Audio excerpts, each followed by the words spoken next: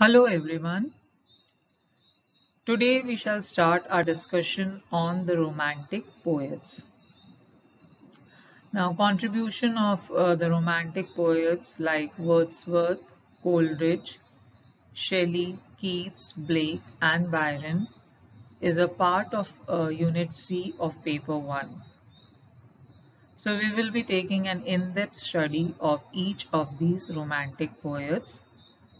But before that, let us just have a general idea about Romantic poetry. We have already talked about Romanticism and its chief characteristics, and so you must have formed an idea about the Romantic period.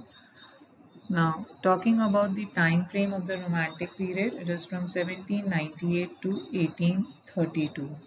Now, the Romantic period, this was a period in which the genre of poetry flourished, and it is an age of poetry in contrast to the previous period, which was basically the period of prose. So, the first work of Romantic poetry is considered to be lyrical ballads by William Wordsworth and Samuel Taylor Coleridge, which was published in 1798. The year 1798 marks the beginning of the Romantic period. And the Romantic period, it ends in 1832 with the death of the great novelist Sir Walter Scott. Now, talking about the Romantic poetry, the Romantic period, it was a short period, but it was a highly inspired one, and it revolutionized the English poetry. When we look at the major poems of the Romantic period, then we see that the poems are commonplace and ordinary, and they represent the human spirit liberated of all worthless things. And the Romantic poems are heavenly and spiritual, and they are written in a language which is simple and elevated, and these poems reveal a world of mystic magic. Now, when we talk about the Romantic poets, then they can be classified into two groups. The first one is of the early or the first generation poets, who are also known as the older poets, which include William Wordsworth, Coleridge, and Southey. And the second group is of the later, or we can say the second generation of Romantic poets, include Keats, Byron, and Shelley. Now, the early Romantics, or the first generation of Romantic poets, they are also referred to as the late poets, that is Wordsworth, Coleridge, and Southey. Now, these were the poets who were greatly inspired by French Revolution. At first, these poets accepted the revolutionary ideals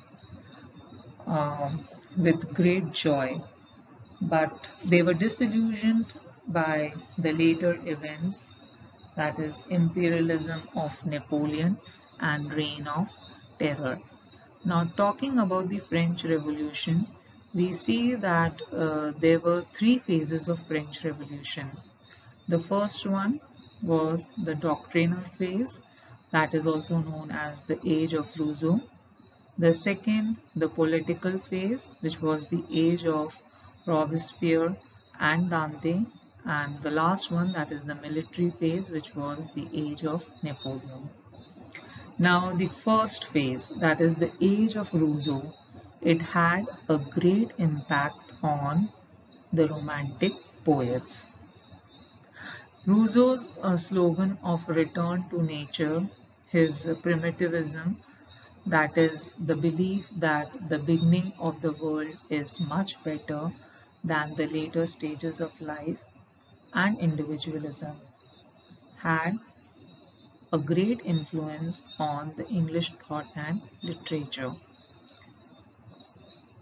So the Romantic poets, they were deeply affected by the age of Rousseau, and Rousseau's sentimental influence touched the early Romantics like Blake, Wordsworth, and Coleridge.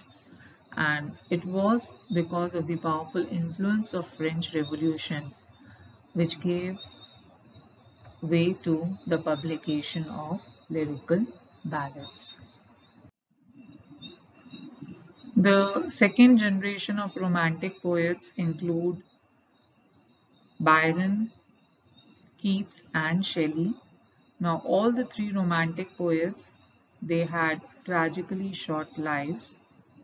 Byron and Shelley were inspired by the revolution as an ideal. Lord Byron, who was a revolutionary and an iconoclast, was against all social evils, conventions, and institutions. He was an exception among the Romantic poets as he was the only Romantic poet who was inspired by the third phase of French Revolution. He was excited by the imposing personality of Napoleon.